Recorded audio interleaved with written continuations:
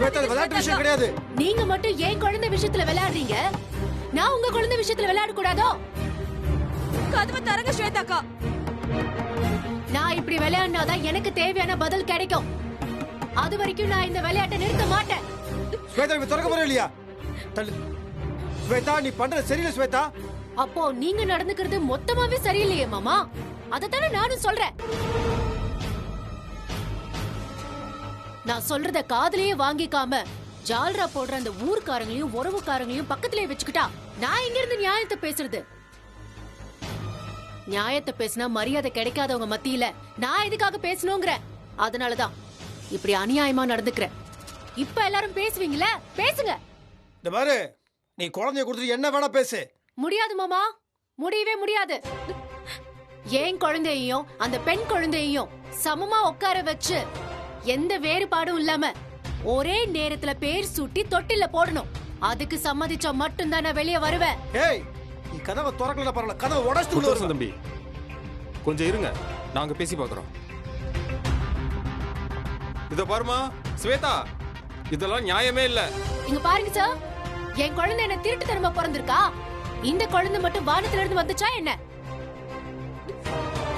சத்தியமா சொல்றேன், எந்த பொண்ணும் இந்த விஷயத்துல போய் சொல்ல மாட்டான்னு நான் திரும்ப திரும்ப சொல்றேன். நீங்க எல்லாருமே காதுலயும் போட்டுக்க மாட்டேங்கிறீங்க. நான் கருத்தரிச்சது என் மாமாவாலதான். ஆனா அந்த டைம்ல சொன்னதுக்கு அவர் நம்பல. அந்த டைம்ல அவர் நம்பல. அப்புறம் குழந்தைய பெத்தெடுத்து காமின்னு சொன்னாங்க. இதோ இப்போ குழந்தைய பெத்தெடுத்து காமிச்சாச்சே.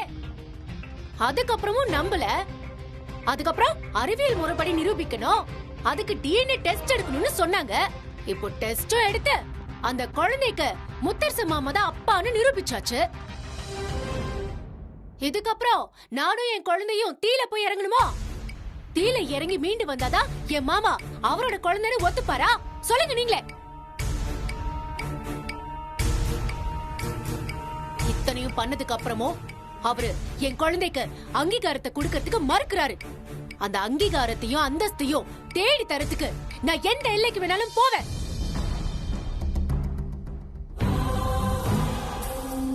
இப்போ ரெண்டு குழந்தைங்களுக்கும் ஒன்னா பேர் சுட்டி ஒன்னா தொட்டில போட சம்மதிச்சா மட்டும்தான் நான் இந்த குழந்தையோட வெளியே வருவேன். இல்லனா இந்த பேர் சுற்ற விழாவே நடக்காது. இத பாருமா ஸ்வேதா, ஊர் பெரியவங்க பூரா இங்கதான் இருக்கும், பேசிக்கலாமா? ஆமா, ஊருக்காரங்க பெரியவங்கன்னு பேரு தான். அத்தனை பேரும் முத்தரசன் மாமாவுக்கு தான் சப்போர்ட்டா பேசுறீங்க. அது எனக்கு பாதகமா முடியறதுன்னா நான் ஒத்துக்கவே மாட்டேன். நீங்க முதல்ல அவருக்கு புரிய வைங்க, நியாயமா நடந்துக்க சொல்லுங்க. ஊருக்கு ஒரு நியாயம், வீட்டுக்கு ஒரு நியாயம் பண்றது பெரிய மனுஷனுக்கு ஆகாது. இங்க பாருங்க, நான் என்ன முடிவெடுப்பேன் என்ன பண்ணுவேன்னு எனக்கே தெரியாத சொல்லிட்டேன். இங்க பாருமா, முதல்ல கதவை தர, அப்புறமா பேசிக்கலாம். பாருங்க ஸ்வேதாக்கா, சொன்னா கேளுங்க, கதவை திறங்க. பாவம் அந்த குழந்தை. ஆமாமா, உன் வயித்துல பிறந்த இந்த குழந்தை மட்டும் பாவம், என் குழந்தை எக்கேடு கெட்ட என்னன்னு தானே நீங்க நினைக்கிறீங்க? நான் விட மாட்டேன், கதவை திறக்க மாட்டேன். தயவு செஞ்சு துறமா, நான் உத்தரவாதம் கொடுக்கறேன். ரெண்டு குழந்தைங்களுக்கு சமமா பேர் சூட்டி தொட்டில போடுற விழாவை நானே நடத்த சொல்றேன்.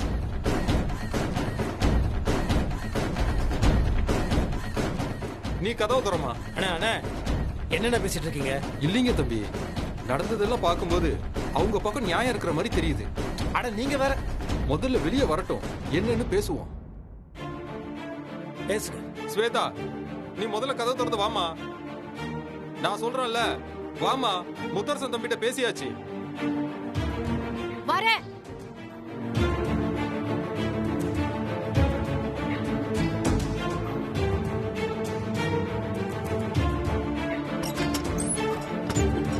இந்தா, வாமா. பாத்து பாத்து பாத்து குழந்தை பாத்து கொண்டு போ. வாமா.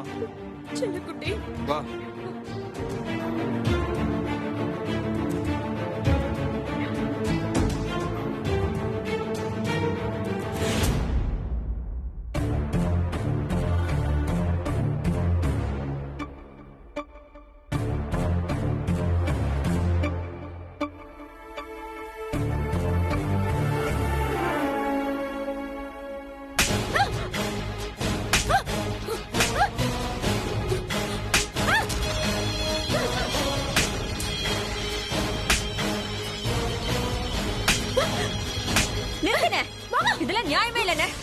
பாத்தீங்களா?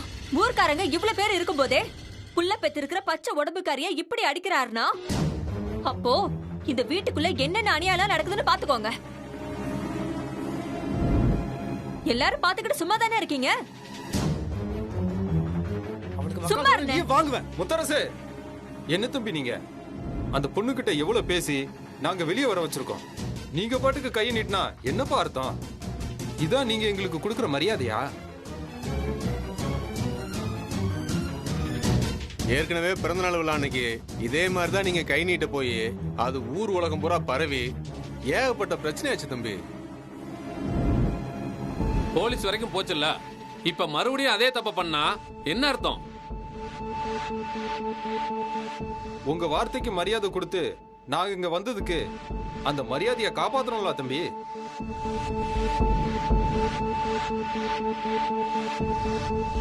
என்ன வேற என்ன பண்ண சொல்றீங்க? நான் சொல்ல தயவு செய்து கொஞ்சம் புரிஞ்சுக்கோங்க. இப்ப நீங்க சொல்ற மாதிரி நான் பண்ணனா அப்புறம் நான் தப்பு பண்ண மாதிரி ஆயிடும். சரி தப்பு பத்தி பேசுறதுக்கு நாங்க இங்க வரல. அந்த பொண்ணு அந்த குழந்தை தனக்கு தான் பிறந்திருக்குங்கிறதுக்கு ஆதாரமா பர்த் சர்டிபிகேட்டை வச்சிருக்கு. குழந்தை உனக்கு தான் சொந்தங்கிறதுக்கு ஆதாரமா டிஎன்ஏ ரிப்போர்ட்டும் வச்சிருக்கு. இத மீறி அந்த பொண்ணோட குழந்தைக்கு பேரு வச்சு தொட்டில போட மாட்டேன்னு சொல்றதுல நியாயம் இல்ல தம்பி.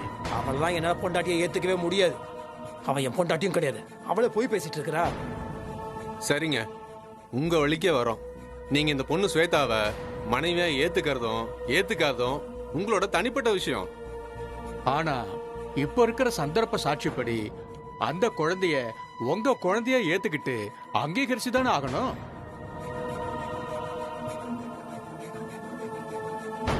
அப்படி குழந்தைய ஏத்துக்கும் போது குழந்தையோட அம்மாவா சுவேதாவையும் ஏத்துக்கிட்டு தான் ஆகணும். அதே மாதிரி அந்த குழந்தைக்கு பேர் வச்சு தொட்டில போடுற விழாவையும் நடத்தி தான் ஆகணும்.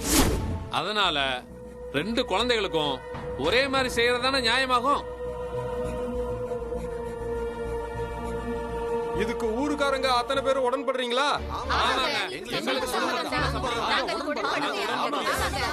நான் மனப்பூர்வமா சம்மதிக்கிறேன்.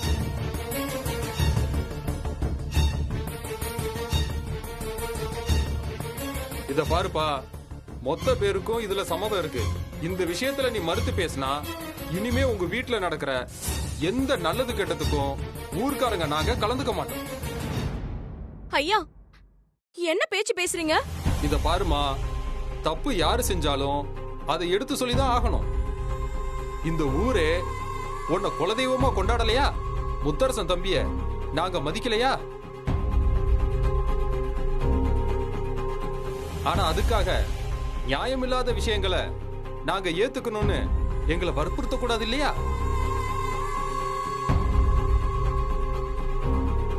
ஸ்வேதா கிட்ட இந்த விஷயத்துல நியாயம் இருக்கிறதா தான் எங்களுக்கு தோணுது. ஏன்னா அறிவியல் பூர்வமா அந்த குழந்தை முத்தரசன் தம்பிக்கு தான் பிறந்ததுங்கிறது நிரூபணம் ஆனதுக்கு அப்புறமும் ஏமா அடம் பிடிக்கிற? மாமா இங்க பாருங்க, இந்த குழந்தை உங்களுக்கு பிறந்ததுன்னு இப்போ ஊருக்காரங்க எல்லாரும் சேர்ந்து முடிவு பண்ணி சொல்லிட்டாங்க. இதுக்கப்புறமும் ஏன் மாமா என்ன ஒதுக்கி வைக்கிறீங்க? இந்த ஊருக்குள்ள நீங்க போகும்போது எத்தனையோ குழந்தைங்களுக்கு பேர் வைக்க சொல்லி உங்க கையில கொடுத்திருக்காங்க. அவங்களெல்லாம் தொட்டு தூக்கி பேர் வைக்கிறீங்க. இது உங்க குழந்தை மாமா. இது மடியில உட்கார வச்சு பேர் வச்சு தொட்டில போடுறதுக்கு என்ன கஷ்டமா இருக்கு உங்களுக்கு?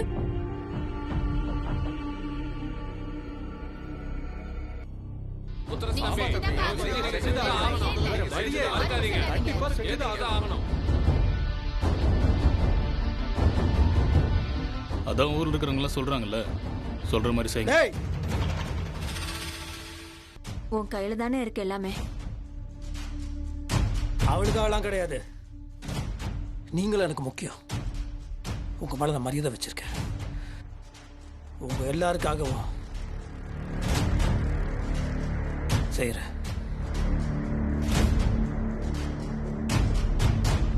மாமா, ஏதோ பேருக்கு பண்றேன்னு சொல்லி பண்ணக்கூடாது. முறைப்படி 2 குழந்தைங்களுக்கும் ஒரே மாதிரி அங்கீகாரத்தை கொடுக்கணும். அதே மாதிரி வெண்ணிலாவுக்கு இந்த சபையில என்ன மரியாதை கிடைக்குதோ அது எனக்கும் கிடைக்கணும். என் குழந்தையும் உங்களுக்கு பிறந்தது தானே. நான் ஒன்னும் திருட்டுத்தனமா எங்க இருந்தோ பெத்துக்கிட்டு வரல. இந்த குழந்தைக்கு தாய்ங்கிற அந்தஸ்து எனக்கு வேணும். ஏன்னா அப்படி பண்ணா மட்டும்தான் இந்த குழந்தை நீங்க எனக்கு கொடுத்ததுங்கிறது நிரூபணமாகும். இந்த குழந்தை உங்களோடதாங்கிறத எங்க வேணாலும் நிரூபிக்கிறதுக்கு என்னால முடியும். வேணும்னா சுப்ரீம் கோர்ட் வரைக்கும் போய் நான் நிரூபிக்கிறதுக்கு ரெடி. சரிம்மா விடுமா, அதான் பேசியாச்சுல்ல. ஐயரே சொல்லுங்க. நீங்க 2 குழந்தைகளுக்கும் சேர்த்து ஒரே மாதிரி அப்படியே பண்ணிடுறேன். அம்மா நீ உட்காருமா. போப்பா போய் உட்காருப்பா. நீ உட்காருமா. ஓம் சிவாய நமஹ, ஓம் மகேஸ்வராய நமஹ, ஓம் சம்பவே நமஹ, ஓம் விநாசினே நமஹ.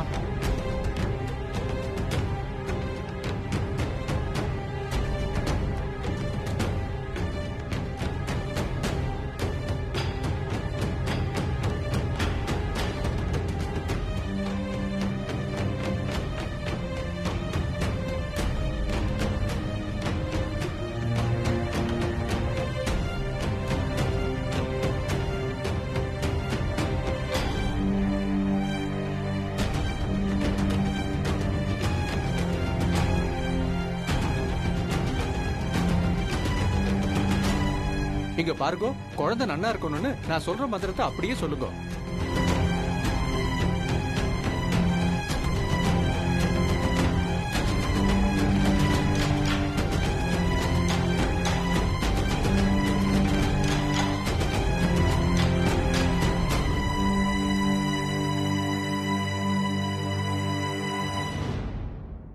குழந்தைக்கு என்ன பேர் வைக்க போறீங்க?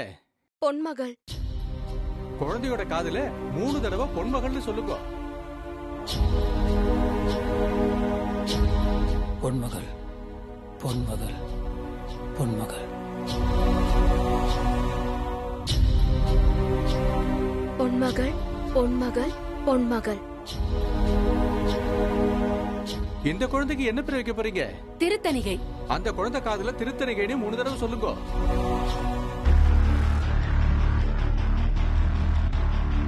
மாமா.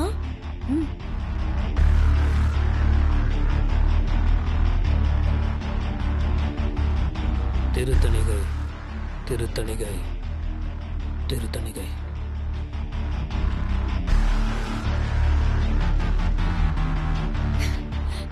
திருத்தணிகை, திருத்தணிகை, திருத்தணிகை.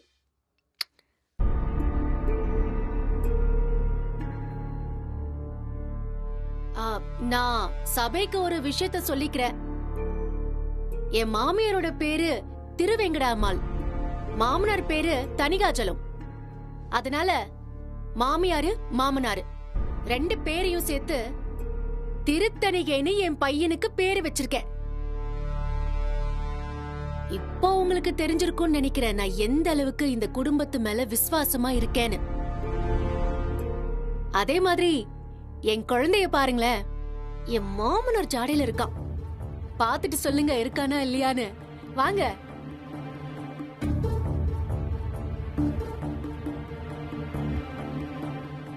பொன்மகள், பொன்மகள், பொன்மகள். திருத்தணிகை, திருத்தணிகை, திருத்தணிகை. முத்தரசு, எனக்கு என்னமோ இந்த பையனுக்கு பெரிய ஐயாவோட ஜாடை, அதான் உங்க அப்பா ஜாடை நிறைய இருக்கிற மாதிரி தான் தோணுது.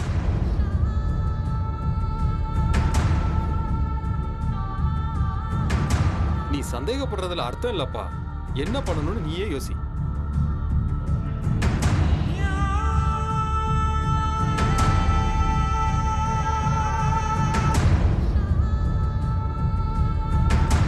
குழந்தைய எடுத்துட்டு போய் தொட்டில போட்டு சுவாமிய பிரார்த்தனை பண்ணிக்கோங்க.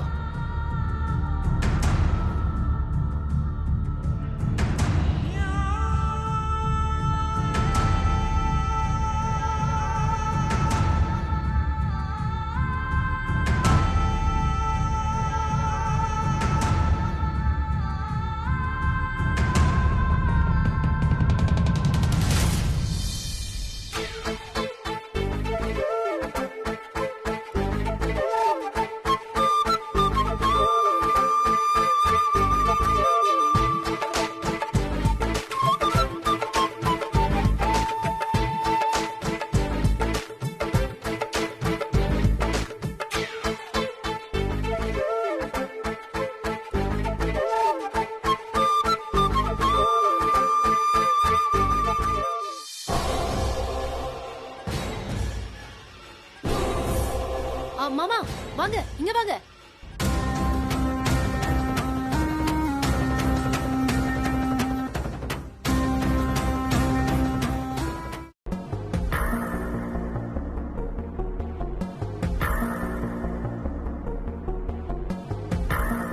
மாமா இந்தாங்க.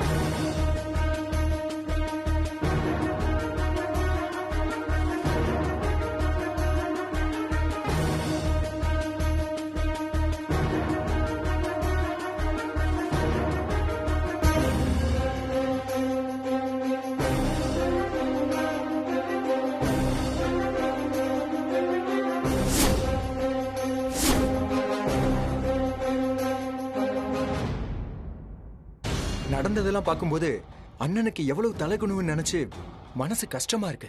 அதெல்லாம் தலைகுனிவு இல்ல கார்த்திக். கூடவே இருந்துட்டு நீயும் கேட்க கூடாத கேள்வியெல்லாம் கேட்டல, அப்படிதானே மத்தவங்களும் இருப்பாங்க. விடி சிம்ரன், நானே அதை நினைச்சு நொந்துகிட்டு இருக்கேன். மறுபடியும் அதை ஆரம்பிக்கிறியா? ஏதோ கெட்ட நேரம். அதே கெட்ட நேரம் தான் இப்ப எல்லாருக்கும் சேர்த்து ஒர்க் அவுட் ஆகுதுன்னு நினைக்கிறேன். நம்ம இத்தனை பேர் இருந்தோம், அந்த ஸ்வேதா என்ன நினைக்கிறாளோ அதை தான் சாதிக்கிறா. கடைசியில அண்ணன் வாயாலே குழந்தைக்கு பேரு வச்சு தொட்டிலையும் போட்டுட்டா. அத நினைச்சாதான் மனசுக்கு ரொம்ப கஷ்டமா இருக்கு. இனிமேலும் அந்த ஸ்வேதா என்னெல்லாம் பண்ண போறாளோன்னு மனசுக்கு ரொம்ப பயமா தான் இருக்கு.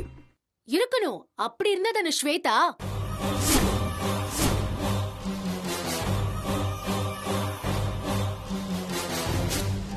நான் சொல்றது கரெக்ட் தானே? மொத்த பேரும் கூடி நின்னு ஸ்வேதாவோட அருமை பெருமை எல்லாம் பேசிக்கிட்டு இருக்கீங்க. இந்தாங்க, தித்திக்கிற நல்ல ஸ்வீட். எடுத்துக்கோ. ஓ, எதுக்குன்னு கேக்குறீங்களோ? என் குழந்தைக்கு பேர் சூட்டி தொட்டில போட்டு முறையா ஒரு விழா நடந்துச்சுல, அதுக்காக தான் இந்த ஸ்வீட். இந்தாங்க, எவ்வளவு வேணாலும் சாப்பிடுங்க. ஐய, அப்புறம் ஏதோ நான் மத்தவங்க கூட பேசினா அது சதி ஆலோசனை, நீங்க 4 பேரும் கூடி பேசினா அது நல்ல ஆலோசனையா? ஸ்வேதானா கெட்டவ, அவ என்ன சொன்னாலும் தப்பா இருக்கும், இப்படியே பரப்பிக்கிட்டு இருங்க. கெட்டவங்கள கூட நம்பிடலாம், ஏன்னா கெட்டவங்கன்னு வெளிப்படையா தெரியும். ஆனா நான் நல்லவன் நல்லவன்னு சொல்லிக்கிட்டு இருக்காங்களே, அவங்கதான் ரொம்ப ஆபத்தானவங்க. ஆனா ஒரு விஷயம் கவனிச்சிங்களா? நான் மாமா வாயிலேயே என் குழந்தைக்கு பேர் வச்சுட்டேன்.